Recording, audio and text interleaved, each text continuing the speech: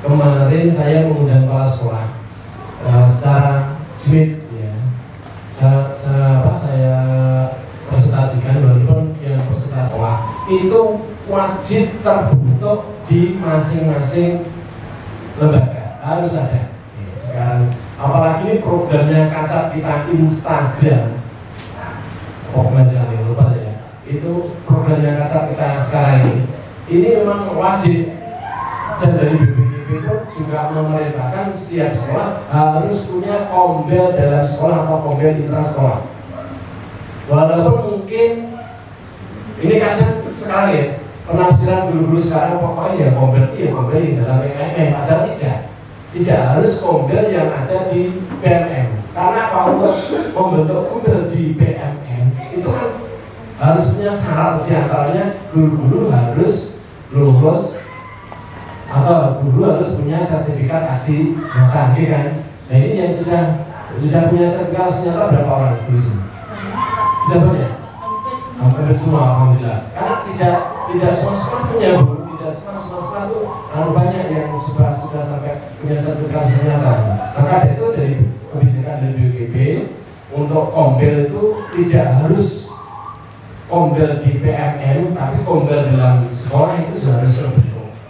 Nah, tentunya untuk kembali dalam sekolah harus bentuk kepengurusan, diantaranya itu penanggung jawab kepala sekolah, ada ketuanya, ada istilahnya yang memprogramkan, dan itu harus terjadwal. Kemarin sudah saya lihat SK, enak ya, berarti betul-betul sekolah itu membentuk kombel ada SK-nya. Sekali lagi, kombel itu tidak harus masuk di PMN. Dan alhamdulillah sekali kalau misalnya di sini sudah banyak yang punya sertifikat di asli nyatanya, ya dua-duanya saya bisa gabung. Jadi punya kombel dalam sekolah yang mungkin notabene mungkin ada guru yang belum masuk di PMN, tapi juga yang kedua kombel yang berada di PMN. Ingatnya kalau kombel di dalam PMN itu intinya bisa melaksanakan apa? Bimbingan. Dan itu pesertanya tidak hanya di sini saja. Jadi bisa disebarluaskan ke semua saja, se-Indonesia yang bisa masuk di PMN itu jelas. Namun demikian Bapak Ibu, tujuan dari kombel itu sebenarnya bukan untuk guru. Sekali lagi, tujuan pembentukan kombel komunitas belajar bukan untuk guru, tapi endingnya untuk apa? Untuk siapa? Untuk murid. Sekali lagi BPKB merencanakan komunitas belajar ini endingnya tujuannya untuk pembelajaran murid. Karena apa?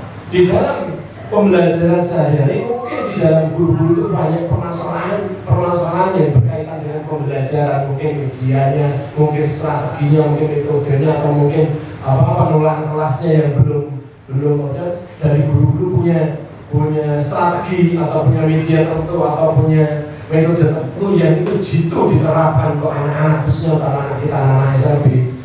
Nah, itu bisa praktek baik di kombel sekolah di kelas ini. Tidak harus misalnya PMN, cukup misalnya seperti saya tadi, kita harus terjadwal, mungkin 1 minggu sekali ketemu. Memiliki berapa kali? Seminggu sekali, alhamdulillah. Jadi seminggu setiap hari. Ya, biasanya diambil dari Jumat.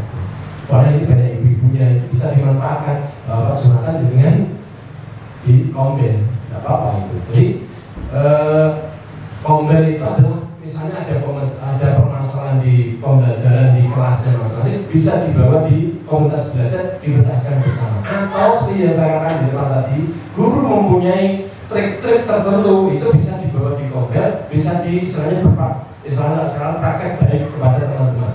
Ini sebenarnya tujuan dari kombel itu sendiri, sekali lagi untuk kepentingan murid, bukan untuk kepentingan guru. Namun sebenarnya kita tuh sudah punya pembelajaran secara luas apa itu namanya KKG, secara luas sudah punya. Tapi misalnya yang KKG kita lihat sekali lagi ya sewu, KKG itu sebagai ajang learning. Tapi saya yakin kalau pembelajaran di dalam kelas, dalam sekolah maksudnya, itu insya Allah betul-betul memecahkan suatu pembelajaran tuntas belajar di dalam sekolah itu sendiri. Betul-betul nanti termantapkan waktu itu. Syukur-syukur nanti bisa melaksanakan di BMM dunia seperti itu. Itu Bapak Ibu, jadi sekali lagi pembelajaran itu harus satu punya visi-misinya seperti apa, program kerjanya seperti apa, kepengurusannya juga harus jelas. Kalau di BMM berarti yang masuk ke pengurusan ya guru-guru yang sudah punya sertifikat, yang belum tidak akan bisa masuk. Dimasukin tertunda tidak mau seperti itu.